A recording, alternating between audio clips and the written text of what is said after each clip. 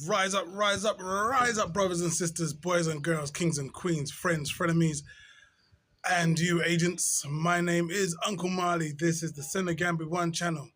We're here in Senegal. We're coming to the end of the mango season. You can see my mangoes there are just starting to show a little bit of red. They're getting ready. They're getting ready to drop. But that's not what I want to talk to you about. Today I wanted to talk to you a little bit about a video I saw the other day. It was of a young man who was speaking about King Charles.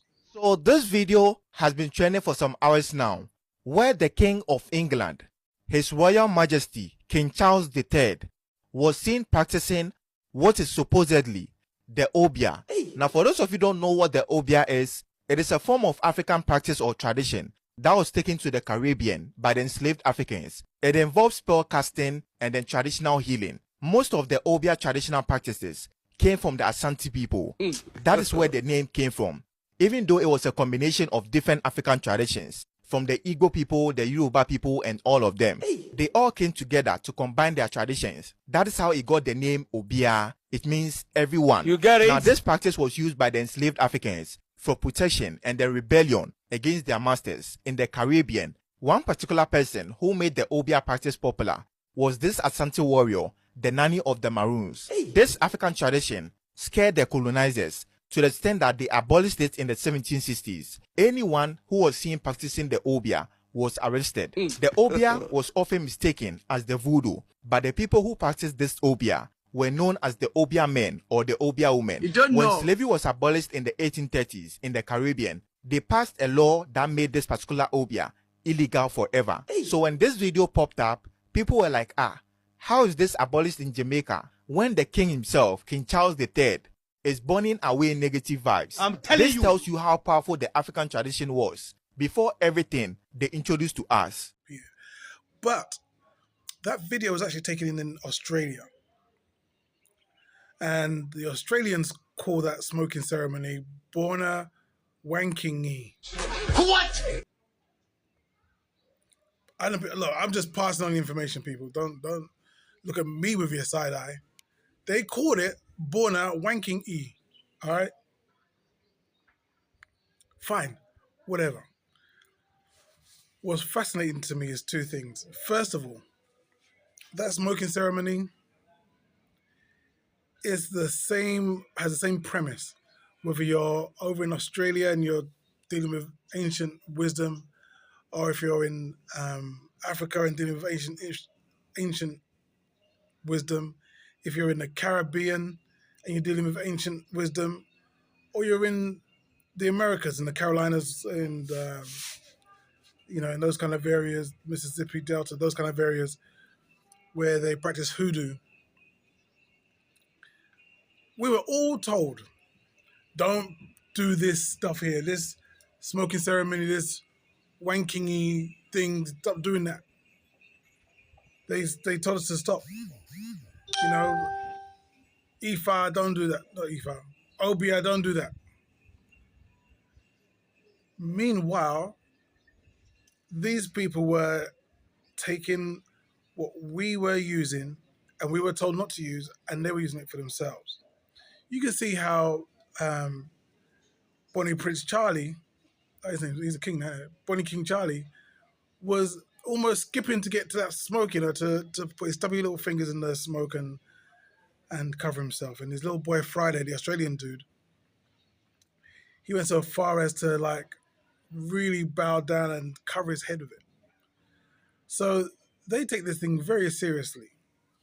And while we're racking our brains around, do we follow this?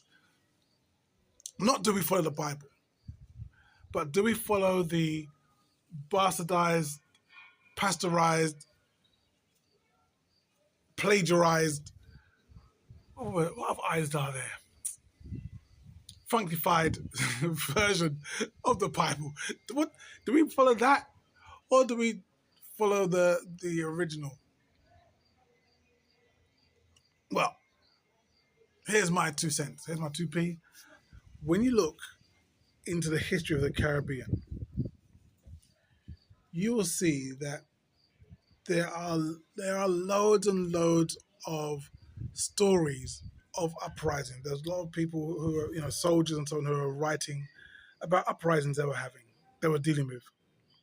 How those enslaved people were terrible slaves. They didn't just like accept their position. Um, they would want to fight and push back and resist and so on and so forth, and they never stopped. How they continued that fight over in Australia, how they continued that fight in South America, how they continued that fight in all the southern states of America as well. There was no stopping, no getting used to it, no, this is my place now, no.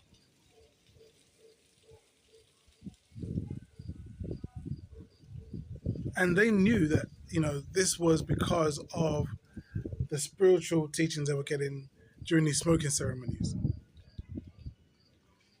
Dutty Bookman, he was a brother from Haiti back in the day, and he had this prayer.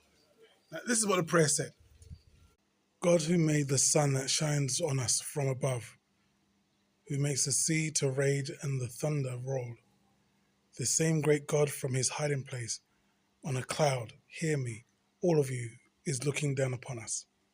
He sees what the whites are doing. The God of the whites asks for crimes.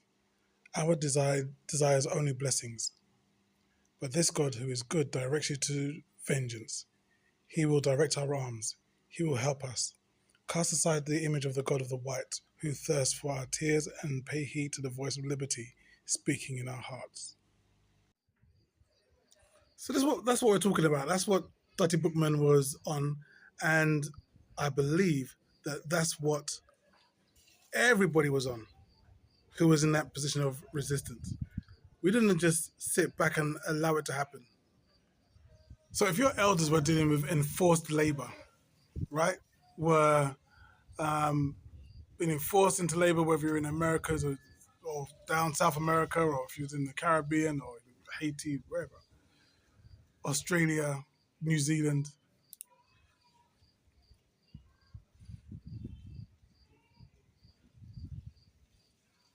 then what do we have to worry about?